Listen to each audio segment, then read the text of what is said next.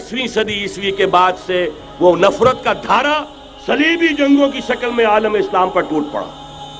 और उसके बाद हाल ही में जो फतह इन्होंने हासिल की, नोट कर लीजिए कि जहां तक प्रोटेस्टेंट मजहब का ताल्लुक है वो तो पहले से इनकी जेब में था। ये वेस्ट का लफ्ज आपने पढ़ा होगा और अखबारात में आता रहा। खलीज की जंग के दौरान वेस्ट एक तो कहते हैं ये भीड़ जो काट जाती है, मुंह सूज जाता है, एक वेस्ट मुखफ़फ़ है। व्हाइट एंग्लो सेक्सन प्रोटेस्टेंट्स, सबसे पहले यहूद ने उन्हें शिकार किया, अपना आलाकार बनाया। यही वजह है, आपको मालूम है 1917 में अंग्रेजों के जरिए से उन्हें यह इजाजत मिली कि फिलिस्तीन में जमीनें भी खरीद सकते हैं, जायदादें भी खरीद सकते हैं। बालफोर डिक्लेरेशन, इंग्लिस्तान का वजीर खारजा था जिसने कि ये इजाजत दिलवाई है।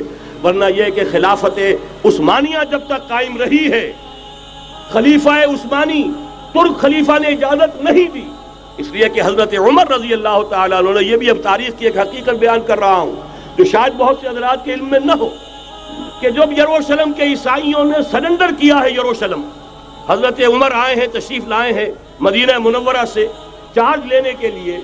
उस वक्त जो ट्रीटी लिखी गई है, जो मुआहदा हुआ है, उसमें वहां के यहूदियों, यहाँ के ईसाइयों ने तय कराया था कि यहाँ आप यहूदियों को आबाद होने की इजाजत नहीं देंगे। यहूदी आ सकता है, ज़ियारत कर सकता है, अपने मकामात मुक़द्दसा को आकर देख सकता है, यहाँ आबाद नहीं हो सकता। और ये कौन शर्त रख रहा है? ईसाई।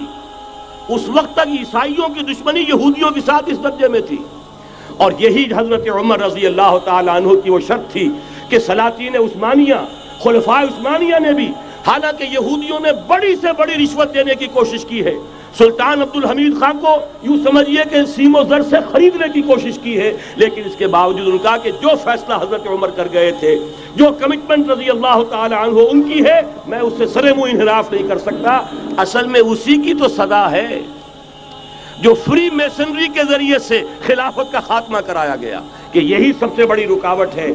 अगर खिलाफत खत्म न होती और अगर कहीं जिहाद का ऐलान खलीफा उस्मानी की तरफ से हो गया होता, तो ये कही थी बात जब हजरत शेखुल हिंद रहमतुल्लाह अलैह जब ये असीरी में थे माल्टा में, तो वहां का अंग्रेज कमांडेंट उसने चूंकि वो कुछ मुरीद हो गया था या कम से कम अकीदतमंद हो गया था, एक रोज हजरत शेखुल हिंद ने उनसे सवाल किया उस शख्स से कि आप लोग हमारी खिलाफत के पीछे क्यों पड़े हुए?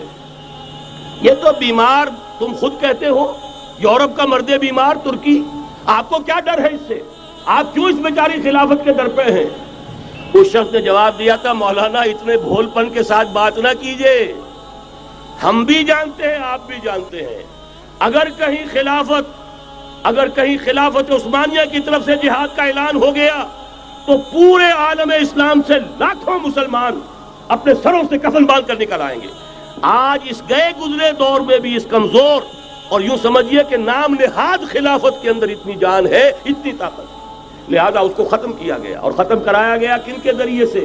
वो जो मुसलमान कहलाते हैं थे फ्री मेसन, मुस्तफा कमाल पाशा फ्री मेसन, और उसके जरिए से इन्होंने सारे काम जो करवाए वो दर हकीकत अपनी साजिशों के जरिए से और मुसलमानों को इस्तेमाल करके करवाए।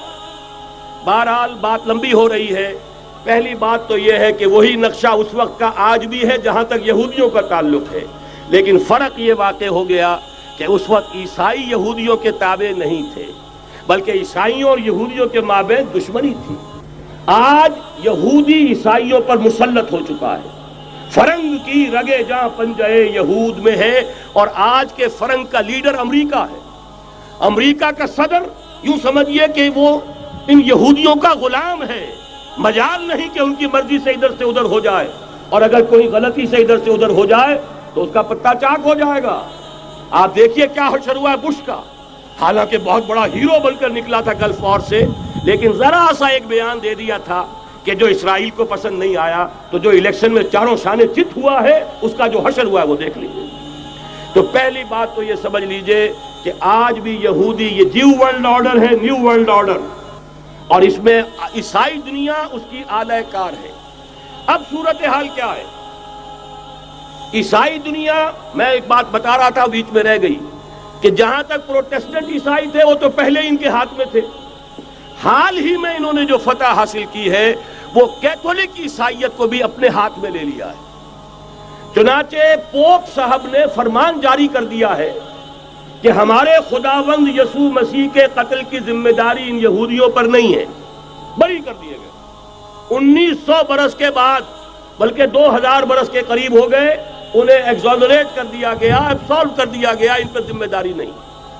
نتیجہ یہ نکلا ہے کہ ابھی چند مہینے پہلے جو مذاکرات صلح کے ہو رہے تھے، جن میں یاسر عرفات بھی تھے اور یہ اسحاق رابین گیا ہوا تھا واشنگٹن، وہاں سے واپس آیا ہے تو روم میں رک کر پاپائے روم سے ملاقات کر کے تشریف لائے ہیں، انہیں دعوت دی ہے کہ یروشلم آئیے، اور ویٹیکان نے تسلیم کر لیا ہے اسرائیل کو، اور ویٹیکان کا اب جو ہے ایک ایمبیسی، اس کا جو ہے سفارت خانہ وہ یروشلم میں بننے والا ہے، اور پوپ صاحب بھی وزٹ کرنے والے ہیں۔ گویا کہ یہ گٹھ جوڑ اب مکمل ہو چکا، اب کہیں اس میں کوئی کمی نہیں رہی۔ اس یونائٹڈ فورس کے ساتھ یہ نیو ورلڈ آرڈر اس وقت عالم اسلام پر حملہ آور ہے۔ اب اس میں نوٹ کیجئے کہ اس وقت کی فضا ہے کیا۔ عالم اسلام میں سے عالم عرب ان کے شکنجے میں جا چکا، کیوں بنا کر کھڑے ہوئے ہیں اسرائیل کو ماننے کے لیے اور سر تسلیم خم کرنے کے لیے۔ انہیں بلا کر میڈرڈ میں پیش کیا گیا یہودیوں کے سامنے کہ تم جن کے ساتھ ایک ٹیبل پر بیٹھنے کو تیار نہیں تھے، میڈرڈ میں آؤ، آؤ اپنا قبرستان دیکھو، یہ اسپین کی سرزمین جہاں تم نے 800 برس حکومت کی تھی، یہ تمہارا قبرستان، یہاں آؤ اور بیٹھو اور ان کے ساتھ بات کرو۔ گئے تھے کہ نہیں تمام فرنٹ لائن سٹیٹس میڈرڈ میں؟ حالانکہ کوئی بین الاقوامی کانفرنس کبھی میڈرڈ میں نہیں ہوئی، یا تو یہ واشنگٹن میں، بعد میں وہ سارے معاملات واشنگٹن میں چلے، شروع وہاں سے کیا۔ اس لیے کہ نیوز ویک کا کچھ عرصے پہلے کور سٹوری جو تھی 1992 is the year of Spain. Why? 1592 was the year of the fall of Granada. 1492 میں 1492 میں غرناطہ کا سقوط ہوا، اور پورے آئیبیرین پیننسولا سے ایک ایک مسلمان بچہ نکال کر ختم کر دیا گیا، یا زندہ جلا دیے گئے، یا تہہ تیغ کر دیے گئے، یا جہازوں میں بھر بھر کر۔ اور آپ کو معلوم ہے میڈیٹرینین کی حیثیت کیا ہے، خلیج ہے، ایک معمولی سی خلیج، ادھر سے اسپین کا ساحل قریب آ جاتا ہے، اسپین کے ساحل سے جہازوں میں بھرا اور نارتھ افریقہ کے ساحل کے اوپر پھینک کر آ گئے۔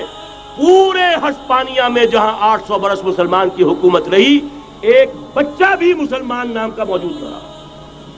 یہ تھا 1492، اور اب آیا تھا 1992۔ 1992 is the year of Spain۔ اسی لیے ورلڈ اولمپکس رکھے گئے، وہاں دلہن کی طرح سجایا گیا ہسپانیہ کو، اور بلایا گیا، طلب کیا گیا، سمن کیا گیا تمام دول عرب کو، آؤ یہاں بیٹھو، اور یہاں بیٹھ کر اپنے ان یہودی دشمنوں کے ساتھ مصالحت کی بات شروع کرو۔ بہرحال نوٹ کر لیجئے، عالم عرب جا چکا۔ کوئی دن کی بات ہے، میں سنسنی پیدا نہیں کرنا چاہتا، لیکن حالات اور واقعات سے نگاہیں بند کرنا بھی کوئی دانشمندی کی بات نہیں ہے۔ یہ ایودھیا کی مسجد شہید کی گئی، ابھی یہ ایک بہت بڑا مزار جو ہے شہید کیا گیا، اور اس کے ساتھ کئی مسجدیں شہید کی گئی۔ یہ سب کیا ہے؟ یہ مسلمانوں کی نفس دیکھی جا رہی ہے کہ کوئی غیرت اور حمیت نام کی کوئی شے باقی ہے؟ جیسے علامہ اقبال نے وہ نظم لکھی تھی عبد القادر روہیلا بڑا ظالم جفاجو کینہ پرور تھا، لیکن یہ کہ اس نے جو ایک ٹیسٹ لیا تھا کہ وہ جو عورتیں ہیں تیموری خاندان کی، ان میں کوئی رمق رہ گئی ہے؟ معلوم ہوا کہ نہیں، کہ غیرت نام تھا جس کا گئی تیمور کے گھر سے، ختم، غیرت نکل گئی۔ اسی طرح ایودھیا کی مسجد، اب چرار شریف، اور یہ کوئی دن کی بات ہے کہ اب مسجد اقصیٰ کا نمبر آیا کہ آیا، اس کے لیے پوری تیاریاں ہو چکی ہیں۔ یروشلم کا مشرقی حصہ خالی کرایا جا چکا ہے، اس کے اندر اب پورا تسلط یہودی کر رہے ہیں، یہاں تک کہ اب کے یاسر عرفات صاحب نے بھی کچھ نہ کچھ جو ہے احتجاج کی بات کی ہے، حالانکہ اب تک ہر بات مان کر منقار زیر پر تھا، لیکن یہ کہ ایک وقت آتا ہے آخر کار اسے بھی کچھ بولنا پڑ گیا ہے۔ لیکن یہودی اب پیچھے قدم ہٹانے والا نہیں ہے۔ ان کا تھرڈ ٹیمپل، تیسری مرتبہ ہیکل سلیمانی تعمیر ہونا ہے، نوٹ کر لیجئے، ان کے لیے وہ وہی کچھ ہے جو ہمارے لیے کعبہ ہے. ان کے لیے ہیکل سلیمانی بالکل وہی حیثیت رکھتا ہے جو ہمارے لیے کعبہ. وہ ہیکل سلیمانی ایک مرتبہ پہلے نبوکدنضر کے ہاتھوں مسمار ہوا، پھر سن 70 عیسوی میں ٹائٹس کے ہاتھوں مسمار ہوا. سن 70 کے بعد آج 1995 میں کتنے برس ہو گئے؟ پورے 1925 برس ہو گئے کہ ان کا کعبہ زمین بوس پڑا ہوا ہے. اب تک تو ان کا بس نہیں تھا، اب تو بس ہے کہ نہیں؟ اب ان کی حکومت ہے کہ نہیں؟ اب شاہ حسن ہو چاہے شاہ حسین، ان کے نوکر اور چاکر ہیں یا نہیں؟ اب انہیں ڈر کس کا ہے؟ لہذا کوئی دن کی بات ہے مسجد اقصی شہید ہوگی اور ٹیمپل کی تعمیر شروع ہوگی. یہ تو بہرحال ایک نقشہ ہے. اگلا نقشہ آپ کو بتانا چاہتا ہوں، ایک دوسری تصویر ہے. یہ تصویر ہے زمینی، ایک تصویر ہے آسمانی. وَمَكَرُوا وَمَكَرَ اللَّهُ وَاللَّهُ خَيْرُ الْمَاكِرِينَ. انہوں نے اپنی سی تدبیریں کی، اللہ نے اپنی تدبیر کی، اور ظاہر بات ہے اللہ کی تدبیر سے بہتر تدبیر کس کی ہوگی؟ چنانچہ یہودیوں کی سازشیں اس وقت بھی ناکام ہوئی تھی یا نہیں؟ ظاہر بات ہے جاء الحق وزهق الباطل ان الباطل کان زہوقا. لہذا یہ آیتیں دونوں اعلان کر رہی ہیں کہ یہودیوں کی سازشیں بالآخر ناکام ہوں گی اور دین حق کا بول بالا ہو کر رہے گا. یہ تو ان آیتوں سے ظاہر ہے. یریدون لیطفئوا نور اللہ بافواہہم واللہ متم نورہ ولو کرہ الکافرون. یریدون ان یطفئوا نور اللہ بافواہہم ویابى اللہ الا یتم نورہ ولو کرہ الکافرون. هو الذی ارسل رسولہ بالہدى ودین الحق لیظہرہ علی الدین کلہ ولو کرہ المشرکون. اللہ نے تو بھیجا ہی ہے اپنے رسول کو اس فیصلے کے ساتھ اور یہ ذمہ داری اور مشن دے کر کہ جو دین حق آپ کو دے کر بھیجا جا رہا ہے اسے غالب کیجئے، نافذ کیجئے، قائم کیجئے. اس مشن کے ساتھ بھیجا جا رہا ہے. اور وہ بہرحال آیا جاء الحق وزهق الباطل ان الباطل کان زہوقا. لیکن نوٹ کرنے کی بات یہ ہے، ذرا یہاں تھوڑا سا تحمل کے ساتھ غور کیجئے گا، کہیں میرے خلاف کوئی فتویٰ دینا شروع کر دیں. کیا حضور کا مقصد بعثت اس وقت مکمل ہو گیا تھا؟ ایک درجے میں ہو گیا کہ جزیرہ نما عرب پر اللہ کے نور کا بھی اتمام ہو گیا، اللہ کا دین بھی غالب ہو گیا. ہو گیا کہ نہیں ہو گیا؟ لیکن کیا محمد الرسول اللہ صرف عرب کے لیے بھیجے گئے تھے؟ قرآن کہتا ہے ببانگ دہل وما ارسلناک الا کافۃ للناس بشیرا ونذیرا. اے محمد صلی اللہ علیہ وسلم، ہم نے نہیں بھیجا ہے آپ کو مگر پوری نوع انسانی کے لیے بشیر اور نذیر بنا کر. تو جان لیجئے کہ یہ مقصد بعثت محمدی صلی اللہ علیہ وسلم بتمام و کمال اس وقت پورا ہوگا جب کل عالم انسانیت پر، کل روئے ارضی پر اللہ کا دین اسی طرح غالب ہو جائے گا جس طرح کہ محمد رسول اللہ والذین معہ صلی اللہ علیہ وسلم ورضی اللہ تعالی عنہم اجمعین، ان کے ہاتھوں سے، ان کے ایثار سے، ان کی قربانیوں سے، جن کا نقشہ آپ کے سامنے مولانا کھینچ چکے ہیں، ان کے احسار، ان کی قربانیاں، ان کی محنت، ان کی جفا کشی، ان کی سرفروشی، ان کے جان تن من دھن لگا دینے کے نتیجے میں جیسے اس وقت غالب ہوا تھا کل روئے ارضی پر غالب ہوگا، تب کہیں جا کر مقصد بعثت محمدی مکمل ہوگا. یہی وجہ ہے اقبال نے کہا تھا وقت فرصت ہے کہاں، کام ابھی باقی ہے، نور توحید کا اتمام ابھی باقی ہے. لیکن ساتھ ہی خوشخبری بھی دی تھی، یہ چمن معمور ہوگا نغمہ توحید سے. آئے گا وہ دور، یہ چمن معمور ہوگا نغمہ توحید سے، لازماً آ کر رہے گا. هي الحلقات تحفظني بآيات من القرآن، هي الحلقات تملأني بحب المصطفى العدنان.